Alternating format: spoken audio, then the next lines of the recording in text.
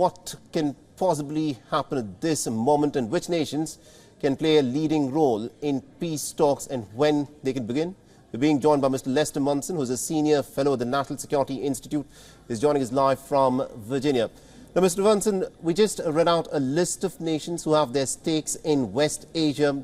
Who do you think has the most leverage at this moment to try and have a bearing on the violence that has broken out in West Asia, to bring about at least some kind of a ceasefire, and then potentially for talks to begin? Which nation do you think is best placed to do this?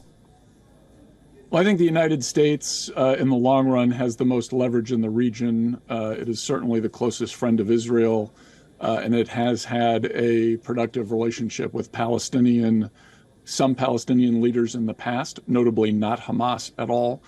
It's also possible that Saudi Arabia could play a salutary role here, but I don't think any of that is going to happen anytime soon. And that the peace or any kind of move in that direction is impossible until justice is obtained for what happened over the weekend. I think that's an important statement that you're making, that until justice is obtained for what happened over the last weekend. We've witnessed a relentless campaign of air raids which has flattened large parts of Gaza. The death toll in Gaza has gone up substantially.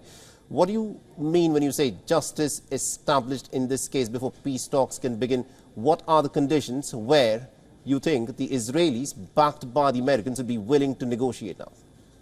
Well, I think Israel is going to eliminate Hamas and the Hamas leadership that made the decision to engage in the atrocities that occurred in Israel. I expect that's going to take some time. It is possible that this conflict does become a wider conflict, whether it involves Lebanon or Syria or other geographic zones. It remains to be seen. I certainly think the possibility for expansion is there.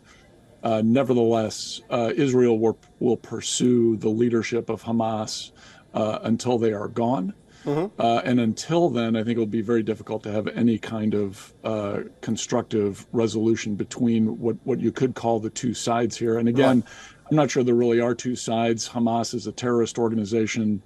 It would be inappropriate for the U.S. and in my view, anyone else to suggest that Israel negotiate anything with Hamas after what has happened. All right. Now, the question that I want to ask you is about the criticism that's now doing the rounds in terms of this campaign of air raids that Israel has unleashed. Israel is going after Hamas, which has carried out that attack inside Israel. That is something that no one questions about. But the fact that there are civilians who've been caught in this conflict, 2.3 million Palestinians in the Gaza Strip have been denied access to energy, to food, to water, and to medicines. There is a humanitarian disaster that at this moment is playing out in Gaza. How does Israel or even the United States explain about these war crimes and human rights violations that are taking place at this moment as we speak?